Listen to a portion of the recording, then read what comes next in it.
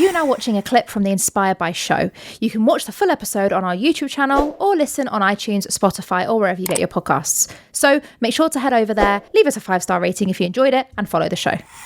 What was then the thought process? What was going through your mind at that time? And what was the thought process to then being signed by Penguin and the journey and trajectory you're on now? Yeah, so Ariella phoned me, I remember, after these 50 pages and said to me, I can't, we're not going to do small talk. I'm going to get straight to the point. I'm so excited. I love this book. What you've done in 50 pages is just so exciting to me. And I can just remember, it was almost like the world slowed down, because it was like those were the words I'd been hoping for, that one person might see some merit in what I'd been writing. But of course, it was only 50 pages. So I had to go off and finish the thing. Which for a moment I did feel as though, is that going to be too much pressure?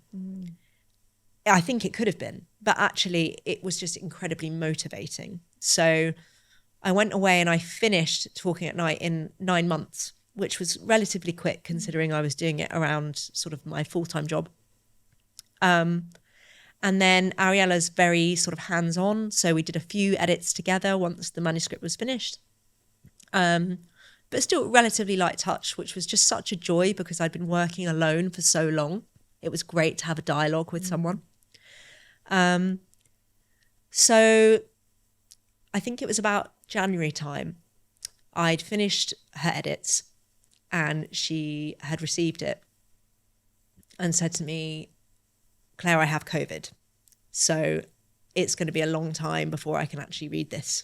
And, we do perhaps another round of edits. So I sort of put it from my mind, okay, get better, rest up, etc. It was a Sunday night, 9 o'clock at night, and my phone rings and it's Ariella. And I thought, why is she ringing me late on a Sunday when she has COVID? And I answered the phone and she said, Claire, this book is ready. And I thought, Ariella, I didn't think you were well enough. And she said, well, I'm not well enough to sit and go through edits and things, but I've just sat and read it start to finish and it is there. And I know this sounds crazy, but we either get it out now in time for the London Book Fair, or we wait for after the book fair, which was in May, I think, which just seems bonkers to wait that long. So we need to send it tomorrow. It's going to go on submission tomorrow. And we'd agreed that my name wouldn't be on it because I worked in publishing and I didn't want any sort of leg up. I didn't want to get picked up because people knew who I was, or I didn't want a favour. I kind of felt like if this is going to happen after so many years of trying and grafting, I want it to be because of the writing. I don't want it to be because somebody maybe knows who I am. So Ariella reluctantly agreed to that because I think she felt like it might help our cause if people knew who I was. But I was quite adamant that I wanted it out without my name on. And I'm a realist. Once a book is out on submission, it can take weeks to hear anything back. I'm sure it might be the same in the non-fiction space. Yeah. So the next day, there was this sort of wild fever dream of I was logged on, because obviously we were in the thick of sort of lockdown at this point. So we were all working from home. So I was logged on doing my usual 9 to 5 stuff.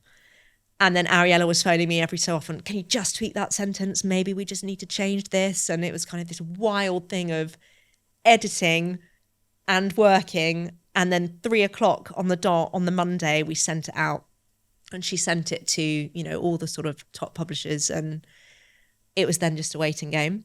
But by 6 o'clock that evening, so 3 hours later, we were getting emails from editors saying that they were reading and really enjoying it, which was super exciting. But again, I wouldn't let myself go there. It was kind of like, okay, I'm a realist. I've been knocked back several times. This seems to be going a little bit too well. I'm just going to wait and see what happens.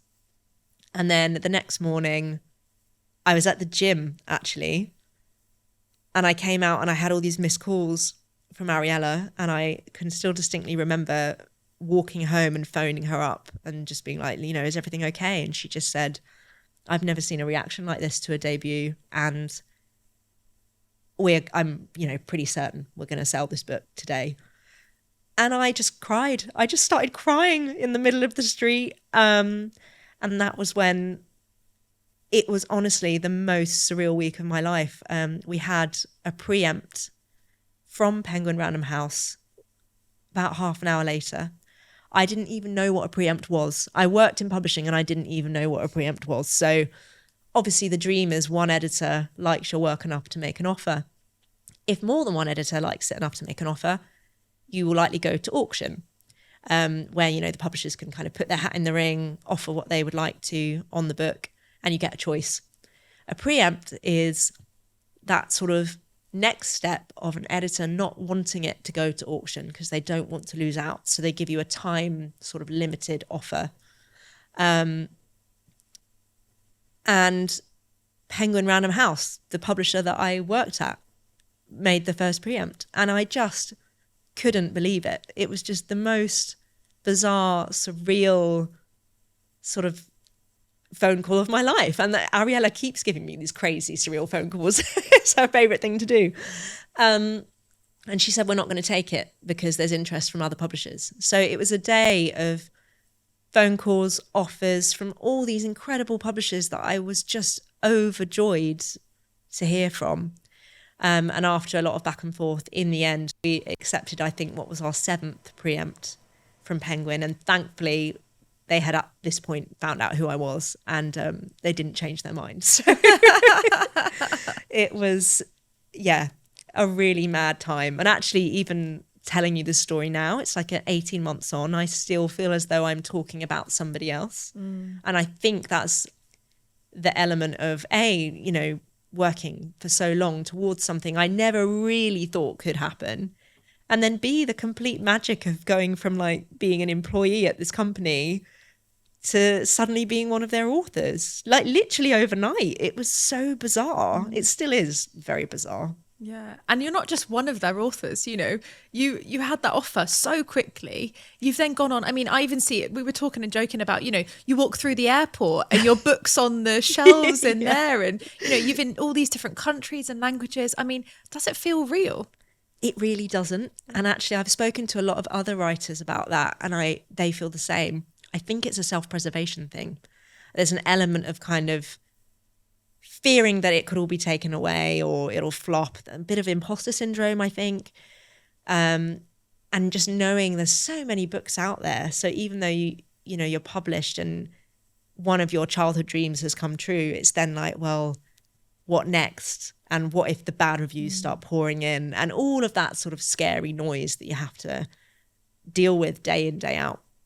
But then at the same time, this is just so huge. It's so unbelievable to me that 24 countries have bought it. And even actually in that mad whirlwind week, TV companies started approaching. And that was another bizarre moment where I was sort of getting these offers pouring in from different countries. And then I had an email from apparently my film and TV rights agent. I didn't even know that I had one at this point, saying, what are your priorities for film or TV? And I just remember laughing and thinking, I don't have any priorities. My priority was to get through the day without, you know, melting into a puddle of joy and excitement and stress, let alone being asked about this. So I ended up having sort of 5 meetings with different production companies as well. And it doesn't feel real. None of that feels real. And still doesn't. So I'm just trying to enjoy every moment and just keeping very grounded about it, I think. Yeah. There was a moment when my husband said, how do we celebrate this? Should we get a takeaway?